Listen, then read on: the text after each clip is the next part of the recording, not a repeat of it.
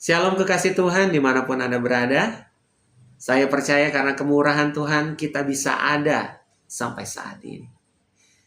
Apapun yang menjadi pergumulan saudara, mari kita arahkan hati kita kepada Tuhan. Mari kita tundukkan kepala sejenak, pejamkan mata dan merasakan kehadiran Tuhan dimanapun kita berada saat ini. Segala puji syukur kami naikkan kepadamu Tuhan. Sumber segala hikmat yang telah menuntun langkah dan melewati segala kesibukan kami. Yang dalam anugerah Tuhan telah menuntun kami sampai saat ini. Yang kami percaya juga akan memberkati kami lewat firman-Mu saat ini. Pimpin dan tuntun hati kami Tuhan. Di dalam nama Yesus kami berdoa. Amin. Haleluya, puji nama Tuhan. Saudara yang dikasihi Tuhan, hari ini di tengah riuhnya tantangan dan pertanyaan hidup yang tak berkesudahan, kita diundang untuk kembali kepada fondasi yang sejati. Hari ini kita sama-sama menggali sebuah kunci yang relevan untuk masa kini. Kunci yang mampu merapikan kekacauan pikiran dan menguatkan hati yang gelisah. Mari kita sama-sama buka hati dan telinga rohani kita, sebab firman yang akan kita dengar saat ini adalah titik awal pemulihan hikmat, yaitu sebuah ajakan untuk menemukan kembali ketenangan yang hilang. Haleluya, puji nama Tuhan. Saudara yang dikasihi Tuhan, kita hidup di zaman yang sangat maju. Informasi beredar begitu cepat. Teknologi berkembang tanpa batas. Dan banyak orang bersekolah tinggi untuk mendapatkan gelar serta posisi. Namun, di tengah kemajuan ini, kita menemukan sebuah kenyataan pahit. Semakin banyak kita tahu, semakin gelisah hati kita. Semakin pintar manusia, semakin rusak moral dunia. Semakin banyak yang kita kendalikan, semakin kita takut kehilangan. Seringkali kita ingin percaya kepada Tuhan, tetapi menuntut bukti terlebih dahulu. Kita ingin menyerah kepada Tuhan, tetapi tetap ingin memegang kendali. Kita sudah terlalu lama bertahan sendirian, mengandalkan logika untuk bertahan hidup, hingga lupa bagaimana membiarkan Tuhan bekerja. Hari ini firman Tuhan berbicara dengan lembut, namun kuat. Takut akan Tuhan adalah permulaan pengetahuan, tetapi orang bodoh menghina hikmat dan didikan. Amsal 1 ayat 7. Saudaraku, ayat ini bukan cambuk untuk menghakimi, melainkan undangan untuk menemukan kembali fondasi hidup yang kokoh. Nah, oleh karena itu mari kita sama-sama pelajari makna dari setiap kata dalam firman Tuhan yang sudah kita dengar. Mari kita dalami ayat ini dalam bahasa aslinya. Kitab Amsal pertama kali dituliskan dalam bahasa Ibrani, dan setiap katanya memiliki bobot makna yang dalam. Jika dibaca dalam satu kalimat bunyinya seperti ini. Reisit da'at yerat Adonai homao mosar evelem bazo. Dalam bahasa Inggris, the fear of the Lord is the beginning of knowledge, but fools despise wisdom and instruction. Saudara yang dikasihi Tuhan, mari kita lihat lebih dalam lagi kata demi kata dari Amsal 1 ayat 7 ini. Ini bukan sekedar kata-kata biasa. Ini adalah kunci ilahi yang mengandung pesan teologis yang sangat penting bagi kita. Yang pertama, permulaan, resit. Kata ini dalam bahasa Ibrani bukan hanya berarti awal, seperti garis start saja, tidak. Resit berarti fondasi atau dasar dari seluruh hidup kita. Artinya, apa yang kita bangun harus dimulai dari sini. Yang kedua, pengetahuan, da'at.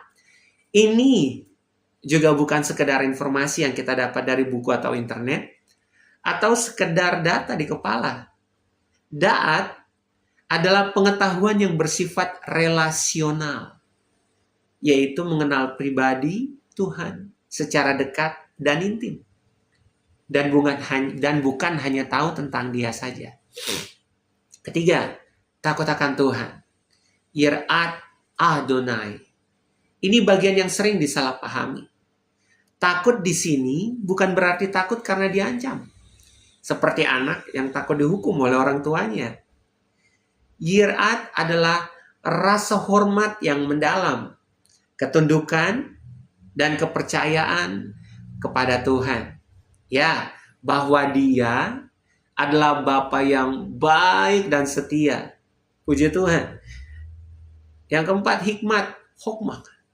Hikmat sejati. Hokmah adalah kemampuan praktis atau skill untuk menjalani hidup sehari-hari dengan benar.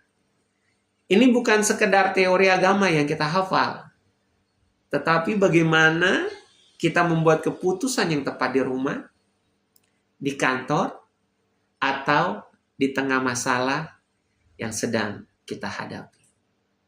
Yang kelima, didikan, Musa. Kata ini berbicara tentang koreksi dan disiplin rohani. Saudaraku, itu seperti seorang guru yang mengasah muridnya.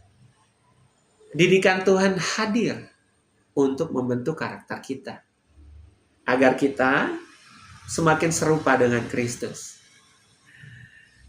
Yang part yang keenam, orang bodoh, William. Hati-hati. Kata ini tidak menunjuk pada orang yang IQ-nya rendah. William adalah orang bebal secara moral. Orang yang cerdas, bergelar tinggi, bisa saja disebut William jika mereka menolak kebenaran dan memilih jalan hidup yang merusak. Yang ketujuh, menghina, bazu. Ini adalah sikap menolak didikan dan hikmat Tuhan dengan penuh kesombongan. Mereka merasa sudah pintar, sudah bisa sendiri, sehingga mereka tidak lagi butuh Tuhan. Wow. Oke, jadi kesimpulan apa yang bisa kita ambil dari transliterasi bahasa Ibrani yang kita pelajari sama-sama tadi? Kesimpulannya bahwa Amsal 1 ayat 7 adalah undangan untuk menukar kesombongan dan kelelahan kita dengan fondasi yang relasional, yaitu mengenal Tuhan, yang akan memberikan kita kemampuan praktis, hikmat untuk hidup benar, dan kerendahan hati untuk menerima koreksi, yaitu didikan dari Tuhan. Bapak Ibu, saudara yang saya kasih, ada dua tipe manusia. Amsal 1 ayat 7 menampilkan kontras yang tajam. Orang bijak pasti takut akan Tuhan. Orang bodoh atau bebal mengandalkan diri sendiri. Kalau orang bijak mau dibentuk dan ditegur, orang bodoh menolak didikan. Orang bijak hidup bertumbuh, tapi orang yang bodoh dan bebal, mereka hidup stagnan dan rusak. Pada bagian ini kita dapat mengambil kesimpulan bahwa hikmat sejati tidak ditentukan oleh kecerdasan, melainkan oleh sikap hati kepada Tuhan. Bukan tentang siapa yang paling pintar, tetapi siapa yang paling mau diarahkan oleh Tuhan. Saudaraku, di dalam dunia kuno, Mesir, Babel, Yunani, mereka memiliki banyak literatur hikmat dan filsafat. Namun hikmat Israel memiliki perbedaan yang mendasar. Oke. Hikmat bangsa lain adalah berdasarkan pengalaman manusia dan observasi alam. Tetapi hikmat Israel adalah berdasarkan relasi dengan Allah.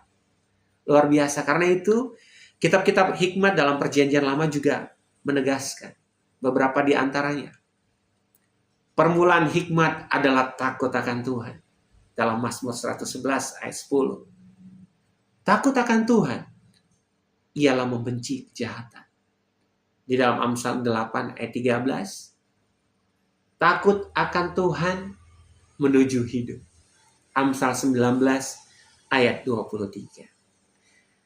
Saudara yang dikasihi Tuhan, ketika seseorang tidak memiliki takut akan Tuhan, meskipun ia jenius, berbakat, dan berpendidikan tinggi, keputusan hidupnya akan cenderung merusak. Sebaliknya, orang yang sederhana pengetahuannya, namun takut akan Tuhan, akan dituntun oleh Allah sendiri. Saudaraku, firman ini tidak bermaksud untuk menyalahkan orang yang berpikiran logis atau kristis. Firman ini justru ingin menjangkau mereka. Seringkali seseorang menjadi sulit menerima masukan atau sulit berserah, bukan karena keras kepala. Wow. Tetapi karena mekanisme pertahanan diri. Apa penyebabnya? Itu bisa berakibat karena pernah dikecewakan oleh orang yang dipercaya, selalu dipaksa mandiri tanpa tempat untuk bersandar, atau bisa jadi karena rasa takut gagal atau takut dianggap tidak cukup baik. Nah, kabar sukacita bagi kita semua. Tuhan mengerti hal itu. Yesus tidak datang untuk orang yang merasa dirinya rohani dan kuat, tetapi untuk mereka yang lelah. Firman Tuhan, marilah kepadaku semua yang letih lesu dan berbeban berat. Aku akan memberi kelegaan kepadamu. Matius 11 ayat 28. Takut akan Tuhan bukanlah sebuah tekanan atau ancaman. Takut akan Tuhan adalah keamanan dan tempat untuk pulang. Haleluya. Sidang jemaat yang saya kasih, saudara yang saya kasih oleh Tuhan, pertanyaannya adalah, bagaimana kemudian kita bisa menerapkan Amsal 1 ayat 7 hari ini? Oke, yang pertama, dalam membaca Alkitab, apakah kita membaca untuk membenarkan pendapat kita sendiri atau untuk dibentuk oleh Tuhan? Seperti firman Tuhan dalam Mazmur 119 ayat 105. Firman-Mu adalah pelita bagi kakiku. Kedua, dalam menerima teguran, marilah kita memandang teguran bukan sebagai serangan, melainkan bentuk kasih Tuhan agar kita tidak salah jalan. Amsal 1 ayat 5, orang bijak akan mendengar atau menambah ilmu. Yang ketiga, yang bisa kita terapkan yaitu dalam kesadaran diri, ingat, Tuhan tidak menunggu kita menjadi sempurna baru Ia mengasihi kita. Tidak. Ia siap menerima kita apa adanya. Firman Tuhan berkata, Tuhan itu dekat pada setiap orang yang berseru kepadanya. Di dalam Mazmur 145 ayat 18. Dan yang terakhir, kita bisa menerapkan hal ini dalam pergumulan identitas kita. Apapun luka, kegagalan, atau keraguan kita, Allah sejatinya tidak pernah menolak kita. Ia mengundang kita setiap hari untuk kembali kepadanya. Saudara yang dikasihi oleh Tuhan, Amsal 1 ayat 7 tidak menuntut kita menjadi sempurna seketika. Ayat ini mengajak kita memulai perjalanan bersama Tuhan. Hikmat dimulai bukan dengan kemampuan, tetapi dengan penyerahan diri. Mungkin selama ini kita hidup dengan logika yang ketat, kontrol yang penuh, dan kehati-hatian yang melelahkan. Tidak apa-apa. Tuhan tidak marah. Dia hanya berkata, berhentilah berjalan sendirian. Biarkan aku ikut memegang tangan. Haleluya. Puji nama Tuhan, kebenaran hari ini mengajar kita untuk terus mengarahkan hati dan pikiran kita. Mengandalkan Tuhan sepenuhnya dalam hidup kita. Karena kita mau terus yakin dan percaya bahwa Tuhan satu-satunya solusi. Mari kita berdoa memohon hikmat kepada Tuhan.